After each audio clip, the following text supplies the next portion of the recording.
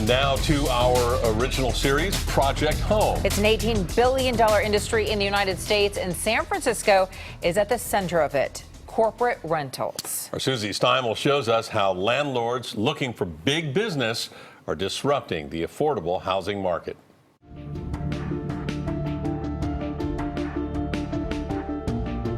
People are starting to feel hopeless, and they're all moving away. And my mother was born here, and I am not moving away from here. Sarah Weed's childhood dream was to live in an apartment in the center of San Francisco. For the past 10 years, in her Powell Street apartment where cable cars crisscross in front of her doorway, that dream has been her reality. But a series of strangers down the hall have her worried about being squeezed out. It's very interesting because you look in there, it looks like a hotel. For the people renting this room, that's essentially what it is. Her entire building used to be rent-controlled apartments, but recently her landlord, Veritas Investments, started renovating the vacant units and turning them into corporate rentals. Internal documents obtained exclusively by KPIX show this was the company's game plan all along. Small, cheap, and quick improvements to convert these rent-controlled units to temporary furnished rentals. Corporate rentals take away from rent-controlled units that should go to people like myself. It's a booming business in San Francisco. Sites like Sonder, Zeus, Airbnb for Work, NestPick, and nearly a dozen others advertise the opportunity to feel like you live in San Francisco. The sites have to abide by short-term rental laws put in place in 2015 that forbid rentals of fewer than 30 days. The short-term rental laws were intended to protect San Francisco's precious and extremely expensive housing stock. Supervisor Aaron Peskin pushed for the regulations 4 years ago. Do you think the city made a mistake by not seeing this coming when it regulated short-term rentals a couple of years ago? Money is like water, and it finds a new place to flow. And regulators and boards of supervisors are always finding ways to regulate new loopholes. What the new frontier will be, I don't know, but it's not too little too late. Peskin is now putting together a new ordinance, this one targeting corporate rentals. It would make it illegal to turn a rent-controlled apartment into a corporate rental, period. So it's not as though they cannot rent the units for lots of money.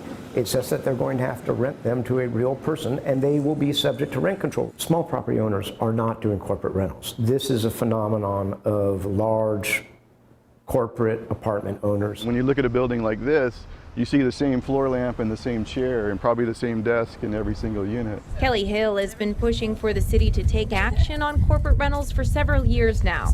He lives in the Mission District and worries about the other side of this business. New developments that are 100% corporate rentals. We're building this housing and it's not actually going to the people that need it. Peskin's ordinance would attempt to regulate this too. New construction would be required to have affordable units set aside. Kelly says it's large buildings like this that frustrate him the most because so many units sit vacant for months. We've tracked the building at 600 South Van Ness for about a year and a half. It has almost 40% of its units on Sonder, and they mostly remain empty. The average corporate rental in San Francisco will run you about $160 a night. A hotel in the same neighborhood is likely to be around double that. So a rent-controlled unit in Sarah's building that went for $1,500 a month can now fetch nearly $5,000. Veritas Investments, the owner of Sarah's building, released this statement that reads in part, "These shorter-term rental units can provide a solution for people just moving into the city and for locals who need a temporary place to stay for various health, property, or personal reasons. To be clear, tourists aren't the target audience for these units." Peskin says for him, the bottom line is this is yet another loophole in the ever-fluctuating housing market, one he intends to close, so more visitors stay in hotels, not homes. If they stayed in hotels, that would help reduce the housing crisis and housing burden because less people would be looking for housing. That's the reality. That way, tenants like Sarah might actually know who their neighbors are. It's just the feeling, it's eroding away at the community of San Francisco. We, of course, did reach out to Airbnb, Zeus, and Sonder for this story, but they did not want to be interviewed, which is too bad because we wanted to talk to them about this growing business that's around the city in so many buildings. It is temporary housing, though, so do we know exactly who's been renting these out? So no surprise here. The majority of the people who are renting these out, it's tech companies. So they'll offer sort of a deal for new employees. If you come here and you want to get to know the city, you can spend a couple of months in one of these corporate rentals. So they will Right. argue that, you know, it's soon to be locals who are in these spaces. And with so many things, these big tech companies just buy the building. It's cheaper for them than to have to put somebody up in corporate housing somewhere else. Right, and it's an expense that they can withstand. Right. Sure. Exactly. And recover Right. eventually. Yep. Interesting. All right. Susie, Interesting. thank you. Susie, thanks.